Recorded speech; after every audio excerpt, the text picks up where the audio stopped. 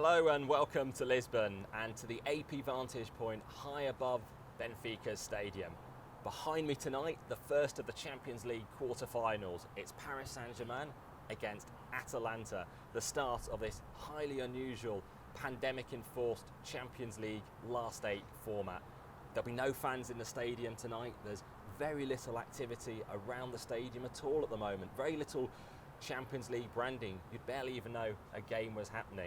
But I have found some fans around here today. Some Atalanta fans were milling around outside the stadium. Even though they can't get into the game, they couldn't resist being here for what is their first ever Champions League campaign, and they've gotten all the way through to the quarterfinals.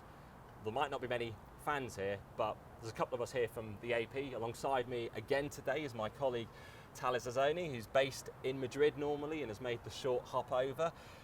How excited are you to see some games? It's finally starting. It's tonight, very good game. We've got PSG with Neymar and probably Mbappe playing as well.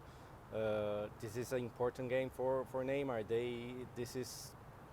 He came to PSG to win the Champions League, and he hasn't won it since 2015 with Barcelona, and they need to get through tonight's game to keep that dream alive.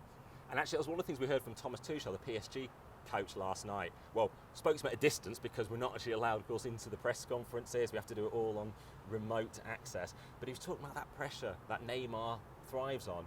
And of course, around now, we should have been come to the end of the Olympics in Tokyo. 4 years ago, of course, in Rio at the Olympics, there was that big moment for Neymar where he really did step up with the penalty, helping to win gold. So he does thrive on those big moments, and it's another occasion for him tonight. He has another chance. You know, the Olympics was one big thing. Brazil had now won the Olympic gold medal, and because of Neymar, in great part because of Neymar, Brazil was able to win it. And he left Barcelona to join PSG to take the team to the Champions League title. That's what they want to do, and that's what the team wants. That's what he wants, and he needs to come through and try to make it happen. And of course, today he might get the help from Mbappe, as he might play tonight, right? Yeah, and he should have been out for 3 weeks, they were saying, after he was injured in that French Cup final. But there he was last night, back in training, which was really encouraging. In fact, it was Tuchel who was on crutches himself, the one who was actually injured. And you actually talked to some fans from Atalanta today, right? They're around. Yeah, and the fact is, obviously, they've come from one of the hardest hit areas in Europe from the pandemic.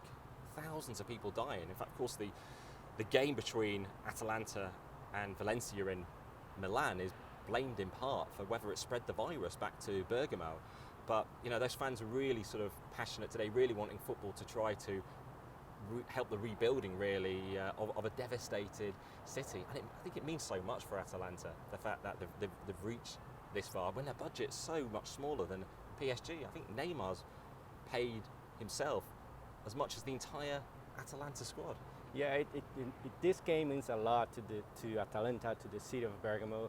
And we had the Atalanta midfielder yesterday, Martin de Rood, talking about how if they win this title, he's going to prepare 1,000 pizzas for the Central Square in Bergamo and just throw a big party for the city because they deserve it. They're really into this. But it's so connected to the pandemic and how it happened in the city, and now they're playing behind this motivation. Yeah, and of course we've had that reminder of the threat of the coronavirus to football itself. The fact two Atletico Madrid players who might have been part of the group travelling over here testing positive at the weekend. Concerns really about the rest of the squad as well. And obviously they've been past fit, they've had negative tests. And of course the UEFA rules say as long as you have 13 players, you can fulfil your fixture. Yeah, they'll be okay, and they were actually caught a break because they had 2 positives in the squad, and that was a scare because there was the concern that other players could also be infected, but in the end, only 2 players.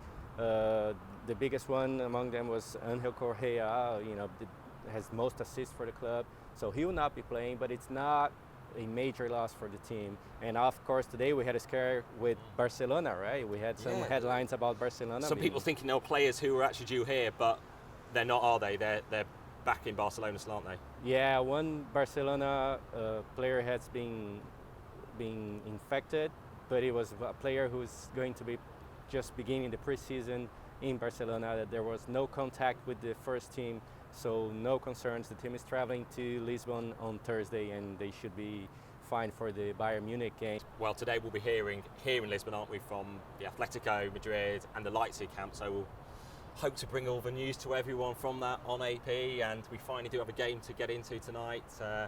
Not many of us, of course, in the stadium because of those pandemic restrictions, social distancing in place, and we'll be trying to watch out for some fans as well if there are any milling around, to give a sense of just what it's like here in Lisbon at this really unusual way of finishing the European club season. So thanks for joining us again in Lisbon, and we'll keep you updated on AP on the Champions League.